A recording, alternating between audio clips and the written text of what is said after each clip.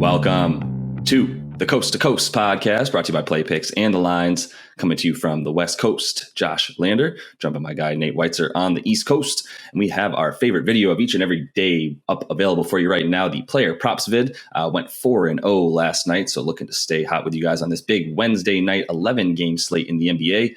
Nate does have his great article up on playpicks.com with some best bets and player props in there for you. And make sure to like and subscribe to that page and check out the other couple game videos we have for you tonight, as well as head to thelines.com. Make sure you're finding out that using that NBA player props tool that we have for you, checking out who is what the best odds are available for all of your NBA player props tonight, as well as head to play.thelines.com. That's the opportunity we are giving you guys to win a $25 Amazon gift card. Head to that NBA Daily Pick'em Challenge and get all of those correct, and we will send you guys that $25 gift card. And as always, if you do still need a FanDuel or DraftKings account, head to fdpicks.com or dkpicks.com and find those listings in your area, such as what we've got for tonight's player props. Nate, let's get into it. Yeah, you got to stay adaptable in this business. We went 4-0 last night, taking nothing but superstars. 3 out of the 4 were MVPs, but tonight we are going with more of the obscure names on a Wednesday at the end of March, leading with Alec Burks of the Knicks. His prop is just 13.5 points here, minus 108 at FanDuel. He's gotten at least 17 in 4 of his last 5, despite getting a 19.5% usage rate in that span. But Tibbs likes what he does on both ends. He played him 42 minutes last time out against Chicago, and Burks eventually got to 27. He had 17 points in the win at Charlotte last week. Now he's back at home in the Garden. He's been scorching from deep, too. 20 triples over his last 6 games at a 47.5% clip. And Charlotte happens to allow the most threes per game to shooting guards on the season, also the 7th most points per game at 22.5. Look, they call my man Easy 20 since his Jazz days because he could just knife into the lane. He's a Euro step guy. I mean, he's really picked up his shooting since joining the Knicks, clearly. He has a 117 offensive rating on the season, but another head-scratching thing from Tibbs is they don't really play through him at all. He's got a 17.5% usage rate, despite shooting career-high 53% inside the arc. But in his career, when he gets 36 minutes or more, or per 36 minutes, he's getting 16.5. So I think it's a pretty safe bet at even money here against Charlotte. I mean, Charlotte is still a team that will oblige you and play shootouts at any point. The Knicks are really, it's been just kind of RJ Barrett and Burks lately, with Julius Randle not super healthy. I'm sure Randle will mix in as well, but it's been Burks running the show with Derrick Rose and Kemba shut down. And I think you can, he's been averaging around 17, 18 in his last 5. You could take plus 400 for him to get 20 and stay true to that nickname, my man, Easy 20. Easy 20. I love it. Yeah, I've always loved Alec Burks. I mean, who doesn't love a super tall, good shooter who's athletic and can play defense and dribble the ball? I mean, he makes some head-scratching decisions. He's had some sort of lulls in shooting in his career where he just goes completely silent. But he's on a pretty good stretch right now. I love the name Easy 20. Plus, you've got Charlotte, who, on the road right now, playing at a super fast pace. They do, they play defense pretty well in some games as of late, but those games are not on the road. In their last 4 or 5 road games, we're talking about giving up 110 points, 116 points, 120 points, and 130 points. Those are their last roughly 5 road games and how much they're giving up. So there's going to be some points to go around for the Knicks tonight, playing a little bit faster. And I do like Alec Burks at 13.5 points. Man, that's way too low for him. And then you get that up to plus 400 for 20. Don't count that out at all. I'll follow you on that one tonight for sure. The second guy, I don't believe we've talked about him in a very long time, if we've even chosen him this season. Davion Mitchell on the Kings. We wouldn't have chosen him earlier, but not when you have guys like De'Aaron Fox getting that usage rate. But Fox is out, I believe, probably shut down for the season. And in the last 4 without Fox, Davion Mitchell is looking at 24 points a game, 8.5 assists, looking at 48% and from the field and 42 from 3, 100% from the line. Even that usage rate in 42.5 minutes in those 4 games has gone up to about 25.5%.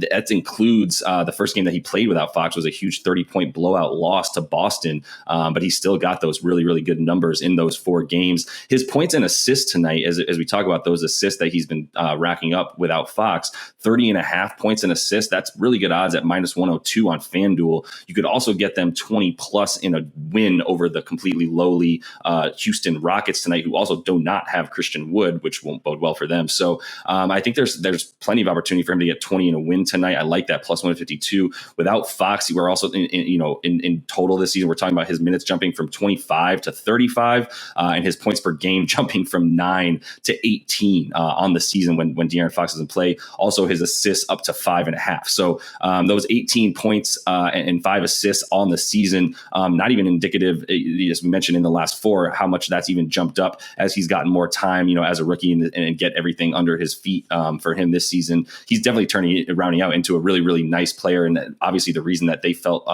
okay getting rid of Tyrese Halliburton this year. And like I said, playing Houston, worst team at pretty much everything. They're allowing 65 points in the paint in their last 3. They also, once again, will not have Christian Wood tonight down low to help that out. And in terms of what they're giving up to point guards on the other team, 24 points per game and 9 assists per game.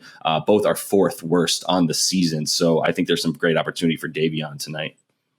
Yeah, I mean, that's the key there. They're giving up 33 combined points and assists to point guards, and Mitchell is playing all the minutes and running all the pick and rolls for the Kings because, like you said, they were okay getting rid of Halliburton, and now they want to see that they've made the right decision because they drafted this kid who won a national championship at Baylor and is playing a very effective point guard position. So, I mean, giving up 65 paint points means you can run pick and roll to death against this Rockets team. They've actually been great guarding the 3-point line, but Mitchell is much more of a knife and dish kind of guy. He can finish as well. I definitely like him to get over that total at great odds at FanDuel. And we haven't taken an under in quite a few episodes here. I am going for it. I talked Josh off of taking the over in Memphis, San Antonio in general, mostly because I'm scared of how much Memphis could shut down the Spurs. And if you imagine that, if you took an over on DeJounte Murray and all of a sudden the Spurs are getting blown out in the 4th quarter, you're like, damn it, he is not coming back on the floor. So maybe you just take the under on him on his 40.5 points, rebounds, assists. Still very high. I mean, it's about the matchup really more than the fact that this could be a blowout. Memphis has won 5 straight over the Spurs, and in his last 6 against the Grizz, Murray's scoring just under 15 points per game, under 7 rebounds, and with 8 assists, so about 32 PRA. His shooting percentage, 38% from the floor and 24% from 3 for a 101.5 offensive rating. That's a -44 plus minus as well. Memphis in their last 7, we talked about how good they've been without Ja Morant. On the season, they have a 100 defensive rating without him versus 112 with him, 18 and 12 straight up. And in this last 7 here with Morant mostly out, allowing the 3rd fewest rebounds, 8th fewest points, and 8th fewest assists to point guards. And on the season, when they're a road favorite, Memphis wins by an average of 10.5 points per game. Again, the blowout factor could assure that you get the under here. And I just don't think that Murray's going to be able to pile up enough stats without much help around him. I think Memphis can just kind of double him and key in on him as they have. He's never gotten over 21 in 14 career meetings with the Grizz. Yeah, Memphis is very, very good at defense and has been underrated. I mean, they're even better. We know they're 18-2 this year without Ja, and they are better on offense apparently by a pretty sizable amount. And on defense, they also are giving up 6 fewer points per 100 possessions as well. So I do like the sort of obstacle in the way for DeJounte tonight, despite the fact that he's been crushing. They've been playing their last 4 games, playing the Warriors, who we mentioned are horrible on defense, the G League Trailblazers, the Pellies, which was an under for everybody in that game, all over the place, 107, 103. And then the Rockets last time where DeJounte went off and we told you to take over on his props. Now we're telling you to take under, especially because of that really awful history against Memphis right now, who can throw 4 different guys at you that can guard a guy like DeJounte, which is not common when you have a roughly 6'5", 6'6", super long athletic point guard like DeJounte. There's not that many matchups on the other team that are going to be able to shut him down. It just so happens that Memphis has roughly like 3 of those good matchups for him with the size that they bring to you on the wing. And Dylan Brooks should be on him tonight, impacting that big time. So yeah, I hate to do it to our guy because I love DJM, but DeJounte's got to be an under tonight, and especially with that 40.5 PRA, I feel that big time. So last one for us tonight, Karl Anthony Towns. He is taking on the Toronto Raptors, who are really, really good right now, we will say, but he does have some good numbers against them in his recent history. 23.5 points is his prop tonight, minus 102 on FanDuel. That's pretty good odds there. And then the double-double for him, not double-double in a win, just a double-double for Cat is minus 105. If you do want to throw the win in there for the T-Wolves, they're on the road. They play really well offensively on the road. But if you want to take the double-double and a win, it's plus 285. Maybe get 25 points in a win, plus 340. I might like that even better, to be honest. I think that's why we're both saying take the points for Cat.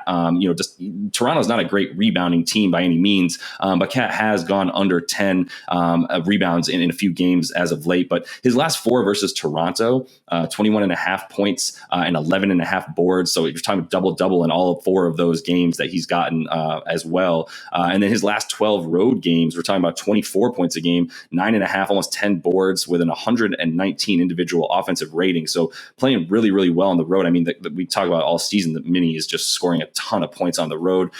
He's, like I said, he's been going under a bit lately, but he's had some really tough matchups, playing Dallas twice, Boston, and Phoenix in the last roughly 6 or 7 games in that time frame. So Toronto's not a good rebounding team. As I said, they allow 15.5 rebounds to centers, 52 total rebounds per game in their last 3 that they're giving up. And they've been playing at a bit of a faster pace with when they take on the Western Conference. Toronto, not a fast pace, but up from 92.5 to 95.5 is their pace when they play against the Western Conference. And their defensive rating also jumps up to about 112 against those Western Conference teams. So I think this is an opportunity where Cat might be getting a little bit of value, especially on those boards, just because of the fact that he hasn't been as good as of late. But this is a ripe opportunity for him.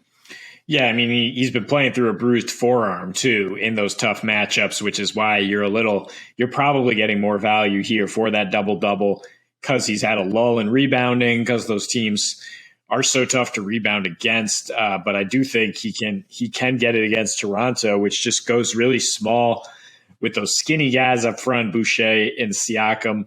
Cat should be able to bully them. That is why he has a double-double in 4 straight meetings. Some interesting ways to slice it I'm not scared of the over here at 229 with Minnesota on the road and Toronto capable of ramping it up offensively now that Fred VanVleet is playing every night. Agreed. Yeah, no, I'm with it. And I think we're going to have some fun with these 4 guys tonight for sure. So that is all the time we have for you in this one. Make sure you are liked and subscribed to that page and check out those other couple videos we have for you on this big 11 game slate tonight. And until we see you next, happy betting.